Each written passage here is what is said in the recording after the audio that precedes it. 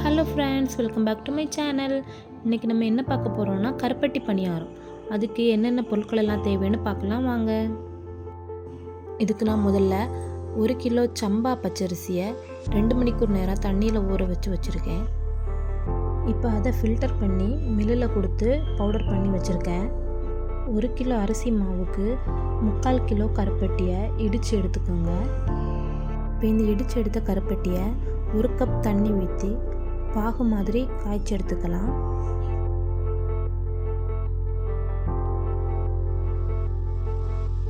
இது கட்டியெல்லாம் இல்லாமல் நல்லா கரைஞ்சிருச்சு.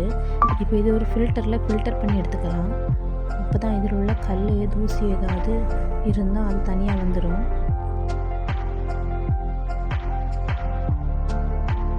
இப்போ நம்ம எடுத்த கருப்பட்டி பாகை இந்த அரிசி மாவு கூட கொஞ்சம் கொஞ்சமாக கலந்து மிக்ஸ் பண்ணிக்கலாம்.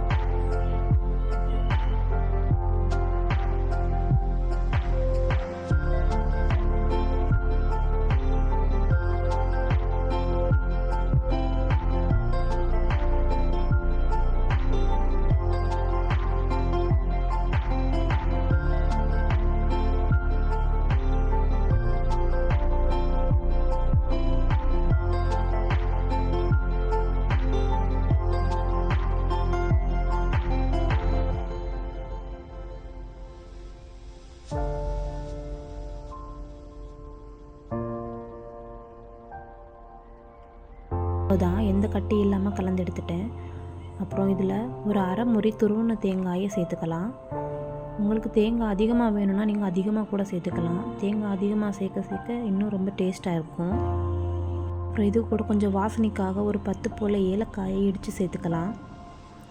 அப்புறம் ஒரு பிஞ்சளவு கொஞ்சம் உப்பும் சேர்த்துக்கலாம்.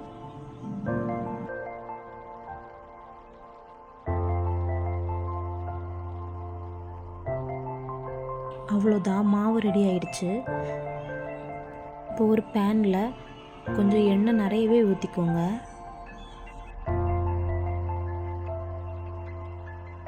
உப்பு முன்னாடி சேர்க்க மறந்துட்டேன், அதனால் இப்போ கொஞ்சம் உப்பு சேர்த்து மிக்ஸ் பண்ணி விட்டுக்கிறேன். அப்புறம் எண்ணெய் நல்லா சூடானதுக்கப்புறம் ஒரு கரண்டியில் உங்களுக்கு எவ்வளோ சைஸ் வேணுமோ அவ்வளோ சைஸில் நீங்கள் இந்த மாவை ஊற்றிக்கலாம். மாவை ஊற்றிட்டு நீங்கள் ஒரு 5 செகண்டுக்கு அது எதுவுமே பண்ணக்கூடாது. அதுவே தானே கீழே இருந்து மேலே எழும்பி வரும்.